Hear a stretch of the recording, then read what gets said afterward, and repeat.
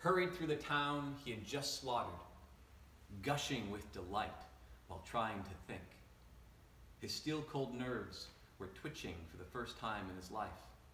For the first time, his well-polished boots were sticky with blood and dust from the dirt road.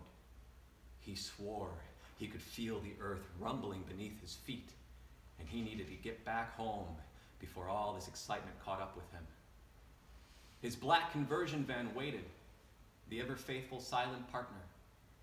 Driver's door still ajar, Thomas hopped in, dumping his hunter's axe and semi-automatic pistol in the passenger seat. He turned the engine over. The streets were thick with bodies, abandonment, and death stench. Thomas smiled at all the beauties sprawled before him. But as he sped past the town square, a soft crinkle, then a thumping came from the back of the van, reminding him of the fresh catch he had stashed in the cargo space. Brakes squealed to a stop. Thomas got out and ran around to the back doors, yanked a plastic bundle out into the middle of the road. Jewelry rattled as it hit the concrete. He raised his pistol to the head of this once dead, now wriggling heap of rope and contractor bags. But before his fingers squeezed the trigger, he paused, lowered his arms, and with a caution like a mountain lion, he knelt down, pulled open a blade, made delicate slices around the face, and peeled the plastic away. The eyes were bruised, milky, bloated slugs squirming in their sockets. Purple flowed in elegant vapors from the fishing line still encircled about her neck. Her lips moved, but no patterns emerged, the soundless vowels oozing into grotesque portraits of a slack tongue. Thomas marveled, trying not to touch.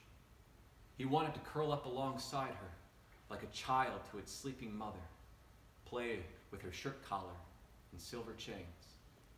But the sun was already draining into nighttime's black honey, so he put 2 rounds in the head, severed the neck with expert swings, left the mess where it lay, and continued home. And as he sped away from the town square, and as it shrank from his vision, he swore he saw that plastic bundle sitting upright in his side view mirror. But sidewalks soon give way to fields and forests. The van cruised down twisted roads of elm trees that encroached more and more upon the path, their hungry shadows swallowing colors like skeletons swallowing their own flesh from underneath. Thomas carried craving in his eyes, voltage in his skin, hoping with all hopes he hadn't missed anything. He lived in a 1-story house. The house lurked in a remote corner of 50 acres of woods. He pulled into the drive, jumped out, and approached the front door with wild anticipation. As the door frame groaned open, the living room showed no movement, but he could hear fantastic noises secreting in their own distant cacophonies. He switched on a lamp, and the first curiosity greeted him. The leather lampshade billowed and slackened in gentle pulses, bending all of nature's laws. Thomas caressed it, the translucent tan swelling at his fingertips. It took his breath away. He walked into the kitchen, where he heard a muffled racket being made inside the stove. He turned on the oven light and watched as a small carcass labored between the shelves. The toddler was only seared, never fully cooked. Thomas noticed the waxy scalp, the tiny, sharp teeth. He put his hand on the oven door, but left the blistered doll convulsing in its metal chamber, for his attention was drawn to the stovetop burner, which held a human heart cradled in a saucepan. It didn't beat, but quivered and slid slowly like a snail, making sucking sounds as it slopped through a brown film. Thomas started reaching for a taste of the gravy when a crash came from the ground below. Something was clambering its way up the basement stairs. So he ran to the hallway, locked the cellar door, put his ear to the wood. The ghoul was near the top of the stairwell, and Thomas knew it wasn't alone down there. So he ran to his bedroom, grabbed a box of matches off his nightstand, and then ran out to the garage, dragged in a big gas can, made strategic lines of gasoline that branched into each room, soaking all the cushions, beds, and carpets. Then he raced back to the kitchen, cracked open the oven door, and ever so calmly stuck a finger between the shelves. He flinched only an instant as the tip was bit off by those tiny sharp teeth. The cellar doorknob was now wrenching in half turns, beginning to break. So Thomas wrapped his hand in a dish rag and emptied the gas can with another line out the door to the van, threw the container into the cargo space, struck 2 matches at once and let them fly. As fuel gave birth to flames, he fetched 2 more gas cans and carried them to the backyard. Weighed down by sandbags, laid several plywood sheets, covering a 10-foot by 30-foot grave, 8 feet deep. He cleared off a board, raised a corner, and took a peek. More than 3 dozen deceased were standing completely still and staring up at him, like surprised partygoers waiting dumbly for their guest of honor.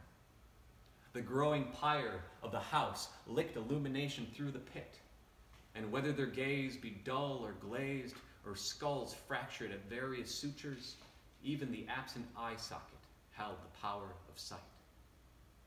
For a full minute, he stared back at them, their torn throats flapping like black scarves in the wind. As Thomas stood there, his thoughts strayed to the bejeweled woman captured earlier that afternoon. She had been silenced easily, enshrouded inside his van, and driven only a few blocks when the dead first stumbled forth from the cemeteries, advancing on the flabbergasted town. He had watched from his driver's seat as the townsfolk were attacked, their ears and noses being chewed right off.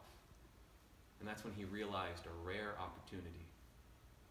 He emerged from his van with his axe and pistol and commenced an insatiable spree, getting so lost in mirth that the more he swung the hickory handle down, the less he cared to distinguish between the living and the already dead. Presently, Thomas's bedroom window exploded from the heat, spraying glass into the backyard. He could feel the bug coursing like a cure through his system, and with a final glance, he inhaled the ghoul's sweet rot, let the plywood drop, and emptied a gas can in generous splashes across the board. A commotion stirred from the grave below, but a match had drowned it out. Thomas made his way for the woods. The stump of a giant oak rested just a few feet beyond the tree line, its diameter wider than Thomas was tall. With the last can, he dumped gasoline around its base, drenching bark and grass and leaves, then his hair and shirt and jeans. From afar, he could already hear the guttural moans and high shrieks bubbling in eerie jubilee. He lay down upon the stump, removed his boots, and lit his last match, immolating himself to the forest. A sylvan haze encompassed him. In the fire-filled sky, he swore he could see an army of corpses diving into a swamp of souls. He closed his eyes, and for the first time in his life, his steel-cold nerves stopped twitching, and Thomas Mudgett felt bliss.